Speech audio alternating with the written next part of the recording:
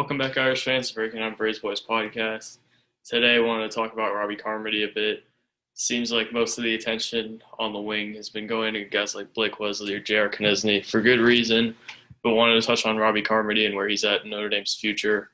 I think we need to discuss more him in the future rather than his past. But before we do that, let's look into his past right on cue. I'm sure most of you know, but former top 100 guy, part of Notre Dame's heralded 2018 class. Obviously been hampered with injuries. A couple of them, I'll list them off.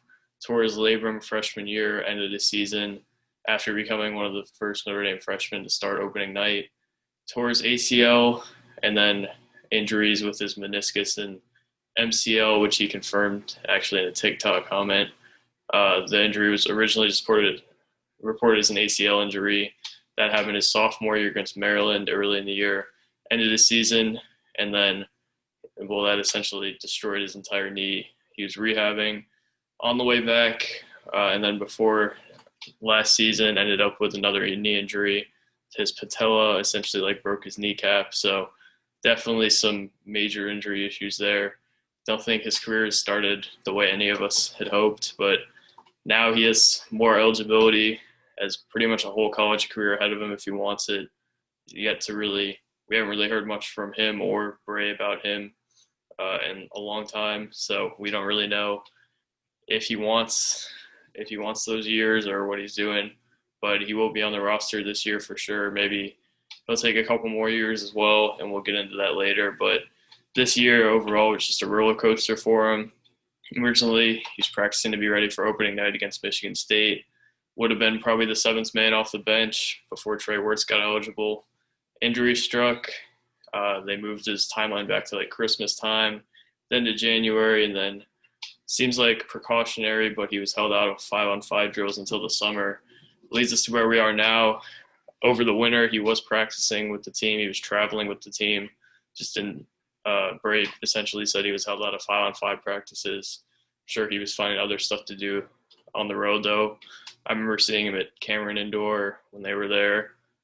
Kentucky, I think he posted something that he was there. So he was with the team. He was traveling, which with the COVID season, you had to really have a reason to travel. So I think he was in at least decent shape enough to travel and to practice with the team on the road. So that's a great sign. Should be back to practices in June if what Bray said a few months ago still holds. It's going to be a big summer for him. Heading into this summer, I don't think he's given a role like he was in the past. The last few years, he would have just been handed one. But however, I do think heading into the summer, the seventh or eighth man role is his to lose. The top six is all but said with Prentice Hub, Cormac Ryan, Trey Wirtz, Dane Goodwin, Nate Laz, and Paul Atkinson. There's the six, and then we'll do another video separately on this, but after the top six, it's one of him, Blake, JR, Tony Sanders, maybe two of them if they decide to go 8 or 9 deep, and then Elijah Taylor or Matt Zona, or maybe even both, will get a rotation spot. So Robbie definitely has to earn it this year. Typically, or mostly going to be going up against JR, Blake, and Tony, specifically Blake and Tony. I see him going up against more for minutes. But I wanted to go and talk about him as a player now and kind of how he compares to Tony and Blake as of now.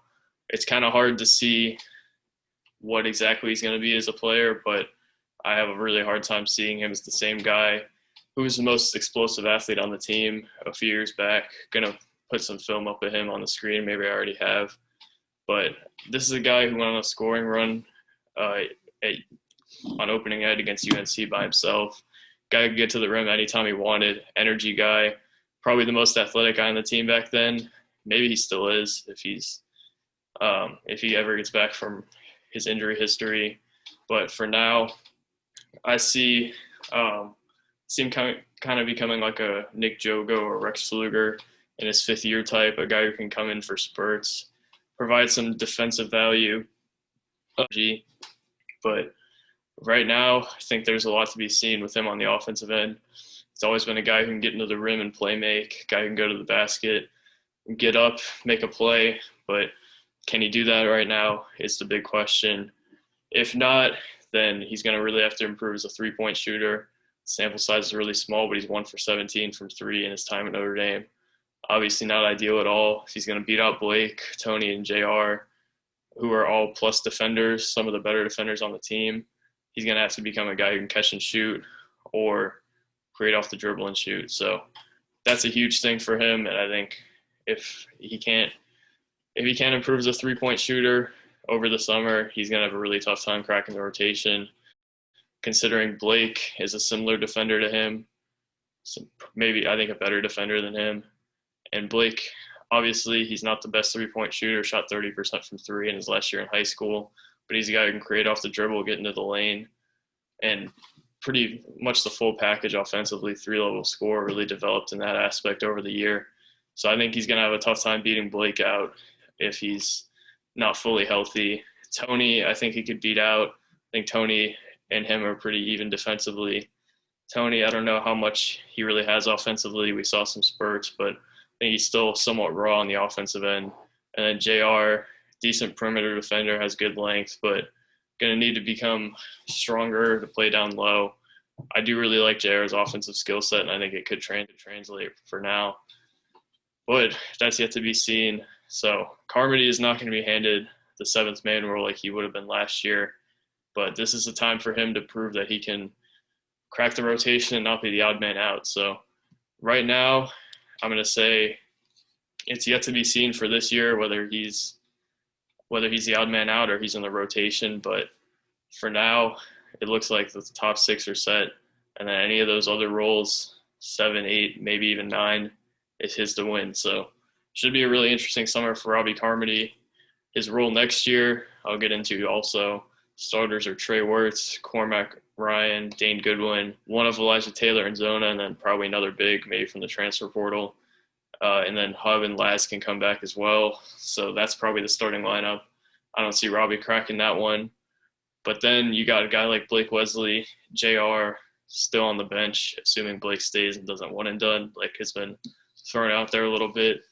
But that's an interesting scenario for him. I feel like he almost has a tougher time cracking the rotation that year, especially with Tony Sanders and upperclassmen and those guys in their second year. So that's going to be the year I think we're going to find out is Robbie the odd man out. That could be a year where I think he could transfer as well. So yet to be seen there. We have to see Robbie play first also. Need to see how he looks in the summer, but that's the year I think is make or break for Robbie this year. I think he could find some playing time, and I don't think he necessarily transfers this year. But if he's going to transfer, I think it'd be the next year. And then year after that, there's not much of a team, but assuming the 8 players are the only players on the roster, doubt it. They're going to get some 2022 guys, some transfer guys. Carmody's a starter on that team. But I don't know, that's really far out. And then the year after, not even close to a full roster. Could be a starter if he's back, but that's all I have. For his future, I want to get into kind of where I see him. I'd say assuming he's healthy, he can be a rotation guy for years to come for Notre Dame. Maybe if he's back to what he was, I think he could be a 6-man guy, maybe even start down the line when he gets more of his athleticism back. But if not, he's going to be a guy who has to adapt his game into a 3-and-D guy, glue guy. Just he needs to have something that makes him stand out from a guy like Blake or Tony or JR. But I don't know that he really has that stuff. It's just not really his skill set. So I think he could end up being the odd man out eventually. Maybe grad transfer elsewhere or decide to use the rest of his eligibility elsewhere. The one thing he does have going for him is his recruit status. They're not going to give up on him anytime soon. They're going to keep giving him as many opportunities as he wants. And then also what he has going for him is eligibility. Can have a full college career ahead of him if he wants the 7-year plan.